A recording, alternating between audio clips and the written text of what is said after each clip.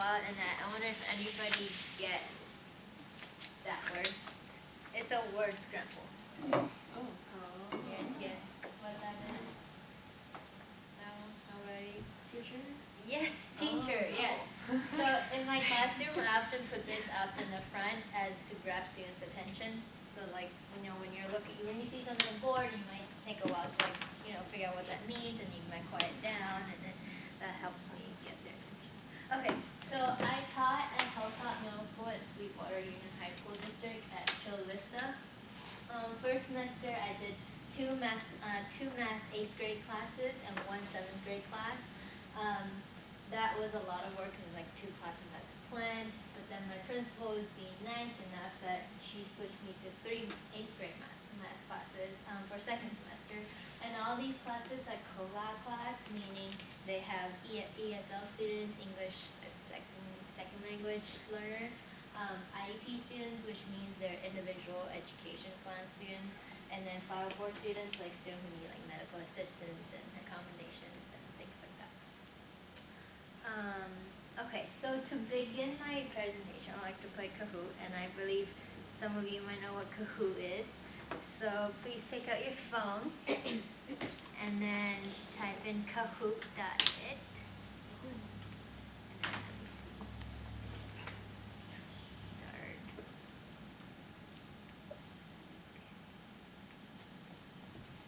And I think it'll load it up.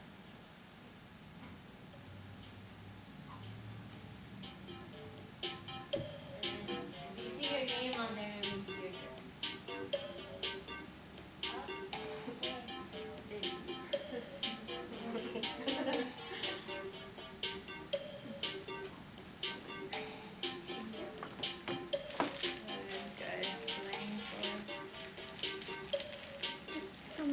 Alright, you have 10 seconds.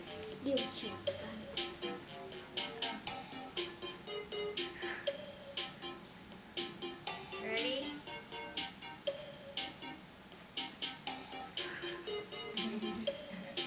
Alright, okay, I'm going to start now. Alright. So these are actually one of my sample of my classroom rules to go that play with students, and you have 10 seconds.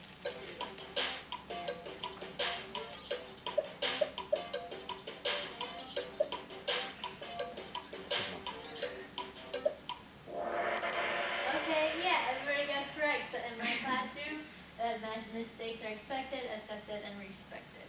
So that's one way. And then the students are able to see that, oh, I'm on the first place, and you're able to see that, your rank, and the students are like, really engaged in it, and it's really nice. And there's like one more. Oh. Gee.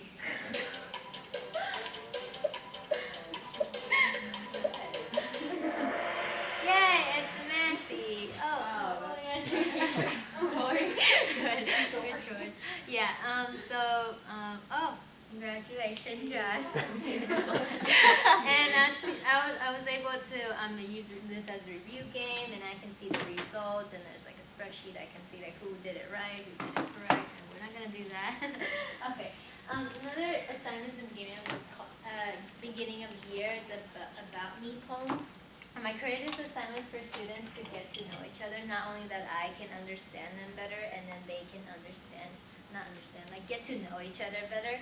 So this is the form I did. I put your name, and then the 3 adjectives about yourself, where you're born, what you speak, what you love, and things like just something about yourself. And then most importantly, I think it's this one says prefers to learn by. So that way I can see like there's different learning styles among the students. And then, these are just the student poem. I don't know if you guys want to read them. And there's that. And these are samples of students' poem up here. I don't know if it's too small. And after collecting all the assignments, I actually put them into like a PowerPoint of each class that I type in everything like, oh, this class we prefer to learn by this, and then, or we love to eat this, or just put everything in the column, and I post it on my classroom like that. So then students are able to read them and then look at, oh wait, we have a comment, like, oh, somebody else in this class loves to eat sushi too, and then this creates kind of like a classroom environment in my class. Desmos, we did a lot of activity with Desmos, and then we have linear equation. For this activity, we did linear equation. On Desmos, you're able to plug in a line, like equation for a line, and it will like plot it for you right away, and it has points, you can plot it on it. And Catherine has another great activity which she will talk about later. But mine is just kind of like a plain, like, just look at the graph and then, yeah, okay.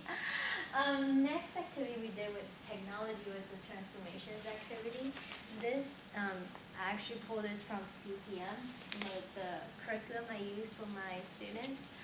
And this is just an activity that they're able to, so this objective is to get that key from this key, and then to, introduce a concept of transformation. I have them do this activity where, I can move this maybe like, 7 to the left, and then like moves and shows that, like you can actually visually see like what does it mean to translate something 7 units to the left. And this accommodates those who needs like visual support as a learning. So yeah, that's it. Next. Oh, so this is activity we did for four representations of linear equation activity. In this one, we visualize or we display a linear function in four different representations. There's a pattern, we start with pattern, and then we did table from that pattern where x represents the number of figures and y represents the number of tiles in each figure. And then once they have the table out, they graphed it, and then you can see that it's a linear equation, and then based on that linear equation, they come up with a full fit. So this is like their group project that they did in my class, and these are more examples. And this is my students working in groups of 4 on the project, basically. And then after a project, they have a chance to present like the post-it in front and explaining like how do they come from the table to the rule, how do they relate to each other. Like this helps them talk out, like supports those who learn best by talking. So yeah. Another activity we did was a scatter plot activity. It's called payrolls versus wins, which that the students to pick like 4 different sports and then look at their payroll and their the number of wins. And then once they pick the sport, they graph it out and scatter plot, and then to see there is a positive association or negative association or no association at all. So in other words, like, does the payroll like affects the number of wins? Like, you pay more, do you win more, or is it the other way around, or is it there's no association at all? So yeah, this is the data I gave them, and notice that they're like really long numbers, so students need to use like their prior knowledge of rounding the numbers up, and then to see like where should I put on the plot to represent them. So these are the posters that it did, and then they answer questions on the side like that. And this is more examples of it. I mean, I like this one. This one has a really nice graph, and then it shows like the outlier, and then like it was a positive association. Next activity I did was why do I study math presentation. I've seen a lot of students struggle with math and they kind of just like give up, don't want to do it anymore. So I figured it's a good time to give them a talk. So in the talk I asked students to write down why do you think we study math. And this student particularly wrote a very interesting statement. It says people study math because they want to, they like to, or they're forced to, which I think it relates to everybody, like you either like it or you don't and you're being forced to. So after that I give them a little talk about how math is not just about finding the answer, it's about problem solving, and it's about going through the process of your thought and your problem solving skills. And I also shared how that even I as a math teacher struggle to solve math sometimes. And I'm not going to read the top, but this student particularly wrote down the statement really well. It says, I learned that you may struggle at times, but if you keep on trying, the feeling of achievement overlaps the feeling of struggle, which is right on point. That's what I want to tell you guys. Struggle is okay, because at the end, when you actually get the answer, you feel much better. being a reflective educator, I did classroom observations of different classes, and I asked teachers to come in to observe me as well. On the left, on the right, on the left. On the left, you can see that this is one of my math teachers who come in and actually observed me the whole class period, and she took down all the notes that happened well or that didn't happen well, or something that I had to improve on. So after we had a meeting and then kind of discussed like what I can improve on the right, this is a student. This is an observational log of a student which I discussed with my principal about. She suggested me to keep an observation log of the students, kind of like, oh, what time he comes in and what time he's talking with his partner, like kind of like a timestamp of the action that he did. And afterwards, I was able to meet up with his mom and then like show this to his mom, like this is what he did and this is something we need to improve on. And I mean the meeting went okay, but it wasn't like the perfect solution of his behavior.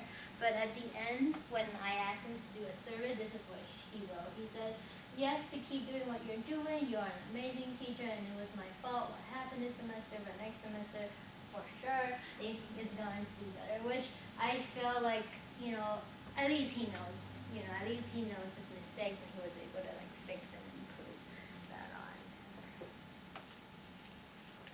And then this is just a survey I did in this core semester. I asked him like, what activity do you liked about the most?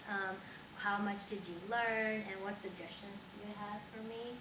And these are the results. On the left, this is from first semester. You can see that kind of like one student didn't learn anything, and it's kind of like progressing here.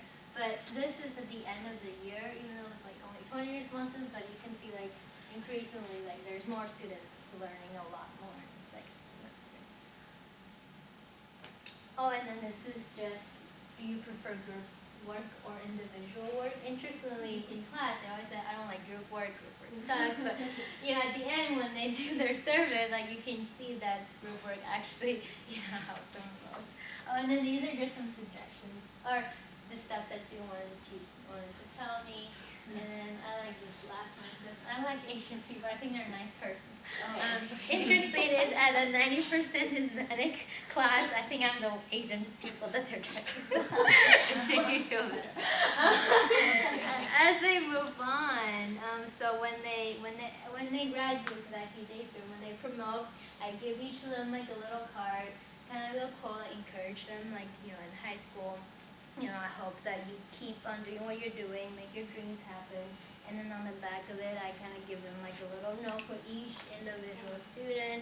It took me a really long time, but I feel like it's worth it because when I see their look on their face, like, oh my gosh, Miss Chen took the time to wrote that for me. Like, I can see that they're touched. So even though on the outside they're like, Miss Chen, why did you give me this film? But then I know that inside they're really appreciative for what I did. Oh, and then these are just like some cards that my student wrote me on teacher appreciation. I hang on my wall. This is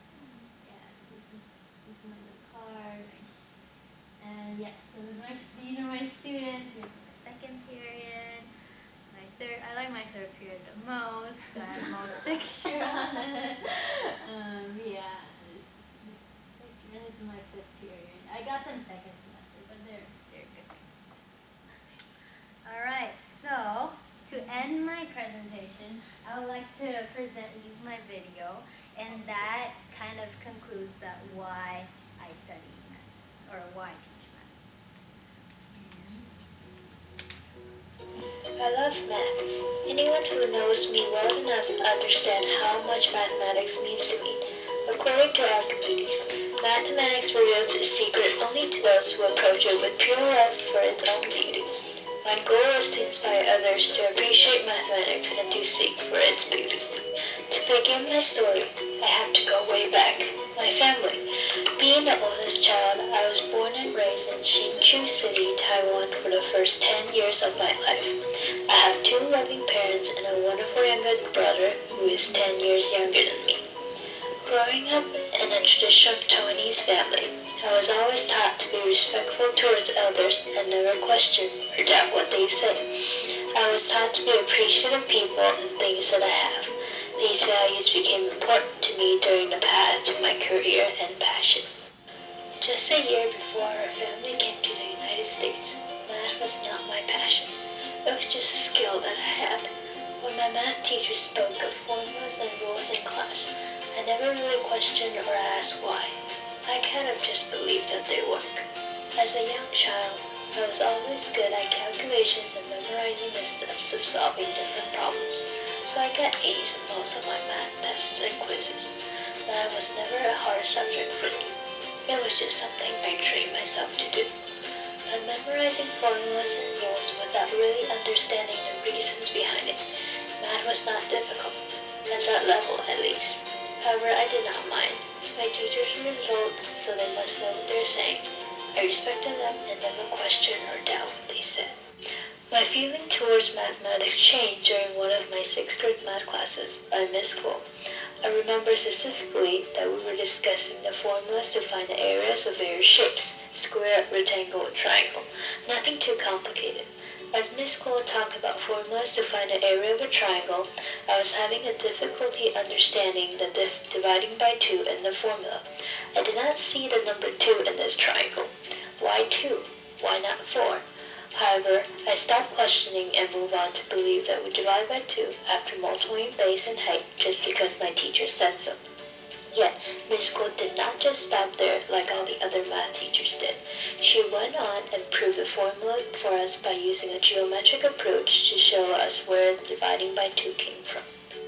Even though it was something that might seem simple, I was beyond surprised. The curiosity switch turned on as I finally understood the meaning of the formula and where it came from. I continued to question everything else in my math textbook. Does everything have a reason behind it? Am I able to prove everything that I do not know from things that I know? Math became interesting and amazing at that moment. I began to understand a lot more concepts without just memorizing the rules and formulas. To this day, I still remember the wonderful feeling of understanding a new concept simply by going through concepts I already know. This feeling carried with me through middle school, high school, and college. As the subject became more complicated, I was still able to use the idea that everything has a proof which derives from the known concept to the new and complicated concept, and it goes on and on. Just like Professor Millstone said, there are things we know and we don't know, but there are way more things that we don't know than we don't know. In the field of mathematics, there are always things we don't know that we don't know. My goal as an educator in the field of mathematics is to guide and assist students to discover the beauty of mathematics. We might not know everything and where it came from. We know that we can always use known knowledge and concepts to write new concepts. And one would see that the new concepts are no longer new. They're just things that we don't know. I want my students to experience the magical moment I experienced in 6th grade math class and to turn their curiosity switch just like Miss Cole helped me 11 years ago. Thanks to Miss Cole from 6th grade who helped me realize the beauty of mathematics at such a young age. Thanks to my parents who taught me the value of respect and appreciation. These values brought me to who I am and who I became today. Thanks to Ian and all my former current students who gave me and give me the honor to teach them. Those experiences taught me to how to reflect and improve myself as a better teacher. Thanks to all the wonderful faculty here at EDS who supported me during my journey in education. Thanks to everyone who encouraged me to be the educator, teacher, and mathematician I am today.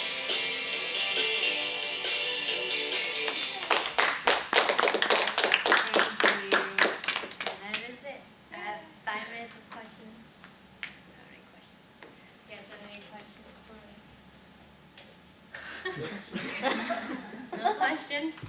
Oh, what I'm gonna do for 5 minutes. Do you guys have any questions for me? What's the biggest challenge? What's the biggest challenge is to stay with these kids for a whole day. These are the biggest challenge. Like to actually be in the same room as them and then to like quiet them down, to make them listen to me. I think it's the biggest challenge. The biggest challenge is not like doing these things, like, doing the cards or like, planning a lesson plan. Those things that, I can do, but like being in a classroom of almost 40 kids, 40 teenagers especially, is like really difficult for me. That's my biggest challenge. Any other questions? I wish you were my math teacher. It was so fun. My math in middle school was not like that. It was all like, open a textbook, do this work. It wasn't like projects and group work. So Yeah. that was fun. I was like, oh my gosh, this is so cool. Thanks.